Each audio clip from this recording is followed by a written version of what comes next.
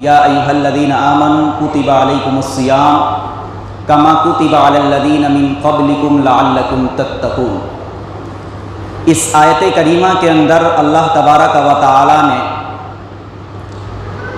ये बयान फरमाया है कि जिस तरीक़े से पिछली उम्मत पर अल्लाह तबारक व तआला ने रोज़े को फ़र्ज़ करार दिया, ठीक इसी तरीक़े से उम्मत मुहम्मदिया पर भी रोज़े को फ़र्ज़ करार दिया है। और साथ ही साथ में रब कायनात ने रोज़े के मकसद को भी बयान किया, क्योंकि अगर कोई शख्स किसी काम को करे और उस काम के मकसद को भूल जाए तो उस काम के अंदर वो कभी भी कामयाब नहीं हो सकता। तो अल्लाह तबारक व तआला ने जहाँ रोज़े की फ़र्ज़ियत को वाज़े किया, वहीं पर रोज़े के इफ़ादियत और रोज़े के मकसद को भी बयान कर दिया कि लअल्लकुम तत्तक़ून, ताकि तुम मुत्तक़ी और परहेज़गार बन जाओ। उम्मत मुहम्मदिया से पहले दीगर जितनी भी कौम गुज़री हैं, दीगर जितनी भी उम्मतें गुज़री हैं, उन सब पर रोज़ा फ़र्ज़ था, लेकिन उन रोज़ों की कैफियत, माहियत, तरीक़ेकार अलग अलग था। हर दौर और हर ज़माने के अंदर इबादतें की जाती थी, रोज़े रखे जाते थे, ज़िक्र अज़कार का एक अपना मशगला होता था। लेकिन इस उम्मत पर जब रोज़े को फ़र्ज़ करार दिया गया तो रोज़े की कैफियत, माहियत और तरीक़ेकार भी बदल गया।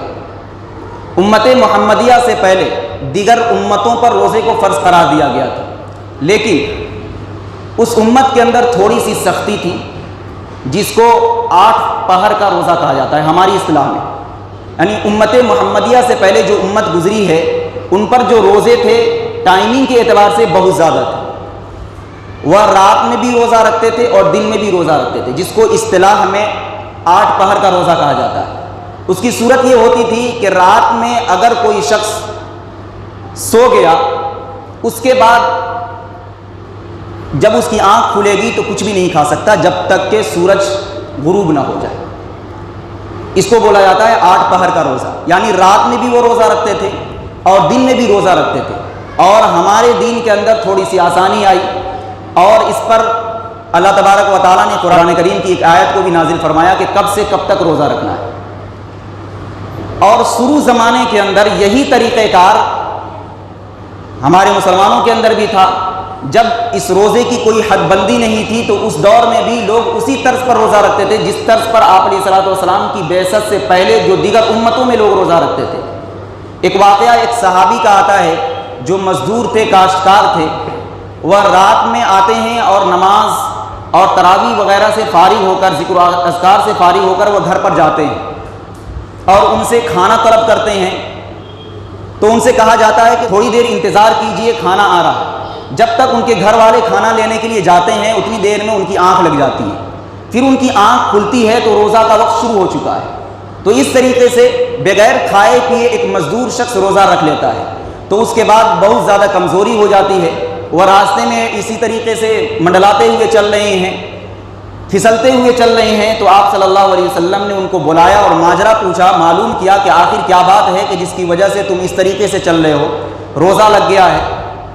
तो उस शख्स ने बताया कि माजरा ये है, ऐसा ऐसा है कि मैंने रात में खाना तलब किया, लेकिन जब तक खाना आए उस वक्त तक मेरी आँख लग गई और फिर जब मेरी आँख खुली तो रोज़े का वक्त शुरू हो चुका था। इसलिए मैंने बगैर कुछ खाए पिए रोज़ा रख लिया, जिसकी वजह से कमज़ोरी की कैफियत ये है कि चलने में भी दुश्वारी हो रही है, बोलने में भी दुश्वारी हो रही है। तो उस पर अल्लाह तबारक व तआला ने कुरान करीम की एक आयत को नाजिल फरमाया कि कुलू वशरबू हत्ता यतबय्यन लकुमुल खैतुल अबयज़ मिनल खैतिल अस्वद मिनल फज्र, कि तुम खाओ और पियो यहाँ तक कि सुबह की सफ़ेद धारी रात की सियाह धारी से मुमताज़ हो जाए। यानी माक़ब्ल की उम्मतों में जो रोज़े की कैफियत और सूरत हाल थी, उसी सूरत हाल पर आप अलैहिस्सलातु वस्सलाम की इब्तिदाई ज़माने में भी लोग रोज़ा रखते थे। तो इस पर कुरान करीम की आयत नाजिल हुई और इस आयत करीमा के ज़रिए ये बता दिया गया कि रात के हिस्से में रोज़े रखने की ज़रूरत नहीं है। जो रात का मरहला है, जो रात का हिस्सा है, उन हिस्सों में कुलू वशरबू, तुम खाओ और पियो यहाँ तक कि सुबह की सफ़ेद धारी, यानी जब फजर का वक्त जब शुरू हो जाए उस वक्त तक तुम खा सकते हो, पी सकते हो। एक सुबह सादिक होती है, एक सुबह काज़िब होती है। जब सुबह सादिक होती है उससे पहले भी एक सुबह होती है, कुछ देर के लिए वो सुबह नमदार होती है, उसके बाद फिर तारीकी छा जाती है। उसके बाद जो सुबह होती है उस सुबह तक खाने और पीने का हुक्म दिया गया है। तो تو اس طریقے سے ماقبل کے اندر امتوں پہ اللہ تبارک و تعالیٰ نے روزے کو فرض قرار دیا تھا، لیکن اس امت میں تھوڑی آسانی کے ساتھ روزے کو فرض قرار دیا گیا کہ تم صرف دن کے اندر روزہ رہو، رات میں روزہ رکھنے کی ضرورت نہیں ہے، رات میں تم کھا سکتے ہو، پی سکتے ہو۔ اور دوسری چیز قرآن کریم کے اندر جو آیت کریمہ میں نے خطبے کے اندر ذکر کی، اس کے اندر اللہ تبارک و تعالیٰ نے اس روزے کو مقصد کو بیان کیا کہ لعلکم تتقون، تاکہ تم متقی اور پرہیزگار بن جاؤ۔ روزے کا اصل مقصد یہ ہے کہ اللہ کا ڈر اور خوف بندے کے دل میں پیدا ہو جائے، اس لیے روزے کا حکم دیا گیا ہے کہ روزے کی حالت میں جو چیز آپ کے لیے جائز ہے وہ چیز حرام ہو جاتی ہے۔ پاک غذا آپ کے لیے روزے کی حالت میں حرام ہے، وہ بیوی جو آپ کے لیے جائز ہے وہ روزے کی حالت میں حرام ہو جاتی ہے۔ تو یہ اسی صورت میں ممکن ہے جب کہ آپ کے دل، آپ کے قلب اور آپ کے جگر کے اندر اللہ کا ڈر اور خوف ہو۔ اسی لیے تو کہا گیا کہ روزہ ایک ایسی عبادت ہے کہ جس شخص نے بھی روزہ رکھا اس کے لیے جنت میں داخل ہونے کے لیے خاص دروازہ مقرر کر دیا گیا ہے۔ اور اللہ تبارک و تعالیٰ نے روزے کے علاوہ دیگر جتنی بھی عبادتیں ہیں ان عبادتوں کو کرنے پر اللہ تبارک و تعالیٰ اجر تو دے گا، لیکن روزے کے بارے میں جو بیان کیا ہے اس کو سن کر ہر ایک شخص دنگ رہ سکتا ہے کہ الصوم لی وانا اجزا بہ، کہ یہ روزہ میرے لیے ہے اور اس کا بدلہ میں خود ہوں، اور دوسرے طریقے سے اس کا ترجمہ یہ کہ اس کا بدلہ میں خود دوں گا۔ اب آپ خود ہی اندازہ لگائیے کہ اللہ تبارک و تعالیٰ یہ خود فرما رہے ہیں کہ اگر کوئی شخص روزہ رکھتا ہے تو اس روزے کے عوض میں خود ہوں۔ جب رب کائنات خود اس کا کفیل بن جاتا ہے، وہ خود کہتا ہے کہ میں تمہارا بدلہ ہوں، تو اس سے بڑی فضیلت اور کیا ہو سکتی ہے، اس سے بڑی بات اور کیا ہو سکتی ہے۔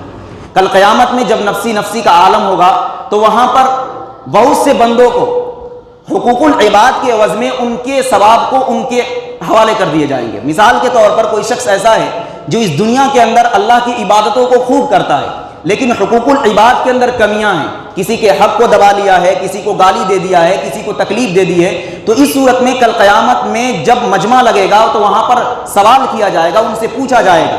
اگر کسی کا حق کسی نے مارا ہے تو یقیناً اس کے پاس وہ حق نہیں ہوگا، اس حق کے عوض میں اس کے ذمے جو بھی ثواب ہے اس ثواب کو اس کے ذمے لوٹا دیا جائے گا اور کہا جائے گا یہ ثواب اس کے حوالے کر دیا جائے۔ لیکن جب نمبر روزے کا آئے گا، کوئی شخص ایسا ہے کہ جس کے پاس کوئی ثواب نہیں اور کسی نے کسی کے حق کو مار لیا ہے، اور جب روزے کا نمبر آئے گا تو یہاں پر وہ روزہ اس کے بدلے میں نہیں دیا جائے گا، وہ روزہ اس کے بدلے میں نہیں دیا جائے گا، بلکہ وہ روزہ اللہ کے لیے ہے اور اس کا بدلہ اللہ خود دے گا۔ تو ایک شخص جس کے حق میں کوئی بھی ثواب نہیں، محض ایک روزے کے عوض اور روزے کے بدلے میں وہ شخص جنت میں داخل ہو سکتا ہے۔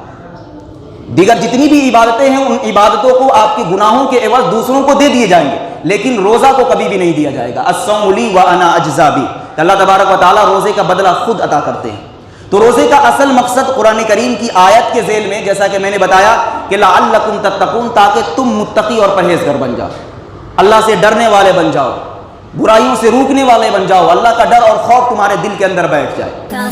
Thanks for watching. Don't forget like, comment, share and subscribe to Alhaqmedia.